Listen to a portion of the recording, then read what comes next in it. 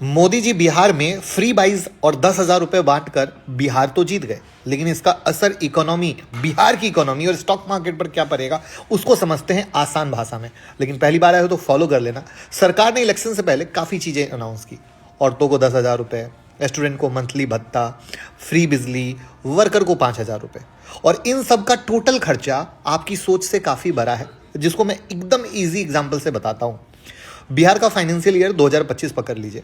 खर्चा है 3.49 लाख करोड़ का, इनकम है 2.45 लाख करोड़ का, तो डिफिसिट हो गया 82,000 करोड़ का। मतलब जितना आ रहा है उससे ज़्यादा पैसा जा रहा है। अब इलेक्शन वाले नए वायदे को मिला लीजिए तो 2026 में एक्स्ट्रा 40,000 करोड़ का खर्चा बढ़ जाएगा। तो सिंपल मतलब हुआ कि आपकी इनकम 10,000 हो और खर्चा 14,000, तो आप क्या करोगे?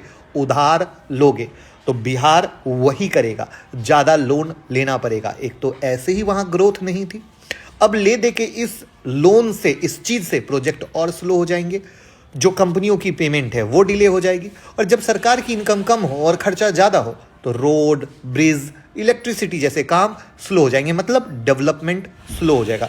यानी डबल इंजन की सरकार तो कही जा रही है, लेकिन इंपैक्ट आने में समय लगेगा। और इससे रिलेटेड कंपनियां जिनका बिहार का ऑर्डर होगा वो स्लो होगा, यानी शॉर्ट टर्म में निगेटिव रहेगा। लेकिन चूंकि 10,000 रुपये बांटे गए हैं तो कहीं ना कहीं कंजप्शन के लिए फायदा होगा। तो सीधी सी बात है, जीत बड़ी है पर खर्चा उतना ही बड़ा है। तो कुछ सेक्टर को फायदा है, कुछ को नुकसान है।